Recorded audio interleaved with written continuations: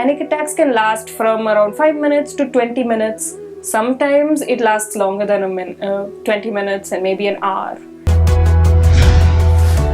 There is no threat. A lot of people experience or get panic attacks before an exam or before giving an interview, or even for that matter when they're expecting some results, right? So like you mentioned, there is no threat that can come out of writing an exam. The worst thing that can happen is you could fail, but there is no life-ending situation there, right? So how are few ways in which people can deal with panic attacks? One thing that maybe an exam is not life-threatening, but that is a trigger. Yes. It is a cause, right, for the panic attack. So that is something, if you have recurrent panic attacks at that thing, you know that you are viewing exams as a threat. But you can't avoid them. You can't just avoid your exams. What you can do to cope with panic attacks is to know that they will end. You can cope with it, you can get through it. Yeah, once you remember that, the stress of, oh no, I'm going to die, that won't happen. Because you know you won't. Yes. It's a panic attack. Yes. That's one thing. Another thing that you can do to cope with the panic attack is grounding yourself. So, one way to ground yourself is the 3-3-3 technique. So this is, you notice 3 things you can see. You notice 3 things that you can touch, and then there are 3 body parts of yourself that you move, right? For example, your leg, your arm, your head. Do this repeatedly until you feel like your symptoms are reducing. And before you know it, your symptoms are over. Panic attacks can last from around 5 minutes to 20 minutes. Sometimes it lasts longer than 20 minutes and maybe an hour. But it won't go beyond that.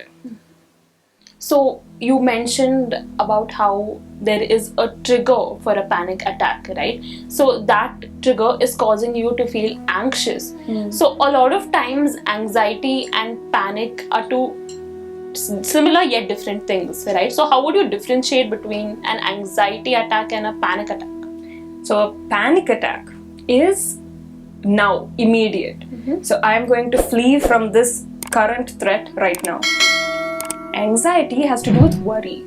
So you feel something bad could happen, but I can do something right now to fix it, but it might not get fixed. Worries, right? But a panic is right now, immediate. I need to leave this situation, but I'm trapped. That sort of terror is a panic attack. An anxiety attack, you can sort of understand why that's happening. So I'm afraid of the future, I'm afraid of the past, I'm afraid of consequences. You can understand why you're getting an anxiety attack. Panic attack is different because you don't know what it is that suddenly triggered you into this primal nature, this sort of animal nature where you're like, something terrible is attacking me, I'm trapped, and I'm going to fight back. That's what state your body has become in. Like you mentioned very beautifully how anxiety and panic can be different. Is there any particular age where this can onset, or can this be found across all age groups? A lot of people feel like children can't get panic attacks, or people also say you're too young to have a panic attack, this doesn't happen in this age. What do you have to say about that?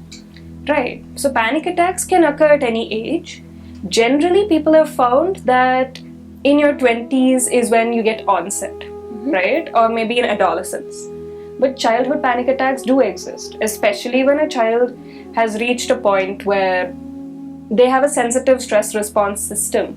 So that means they've gone through so much stress or so many life-threatening situations that they are sensitive to even the slightest change, the slightest threat, right? That their body goes into this state of panic. That is mainly how it goes. But whether you're a child, whether you're an adult, whether you're an old person, you can still go through these things. Right? The best way to deal with it is to cope with it and try to be compassionate to your body. Click on the bell icon to watch our latest videos.